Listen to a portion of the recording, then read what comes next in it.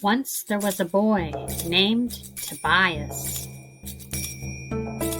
who lived in ancient Greece at the time of the greatest heroes like Hercules and Perseus.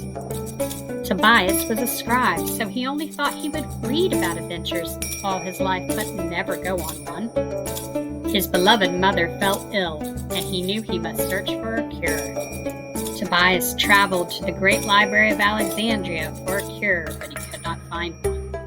His search led him to the dark magic of necromancy, only magic forbidden by his family and part of his culture.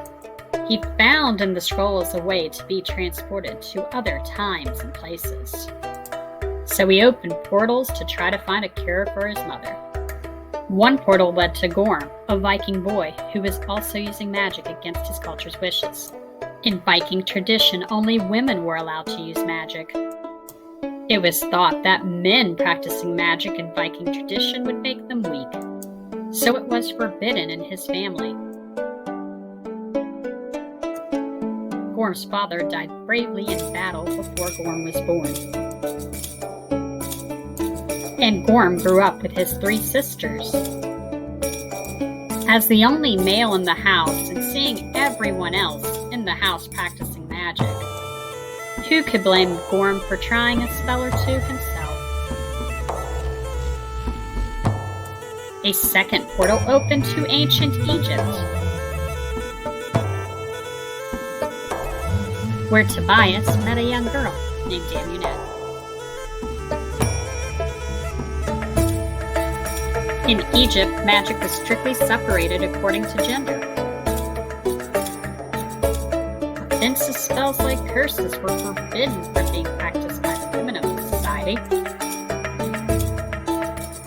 Amunet was a very curious child who had a thirst for learning anything she could.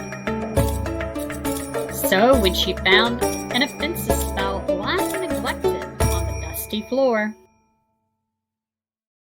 she found her chance to learn just one little offensive spell.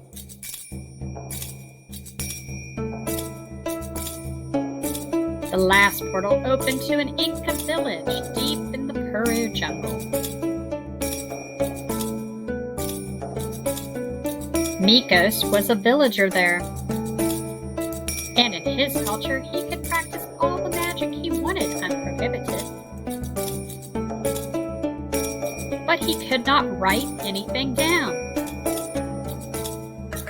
for there was no written language in the Inca civilization. But when Mikos met some of the Aztecs and found that they did have a written language, he learned a written language and wrote down the spells. But that broke his culture's rules just like the other 3 children.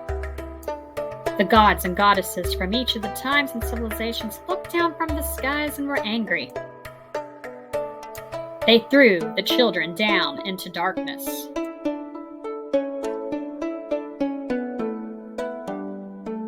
Into a different world of their own making.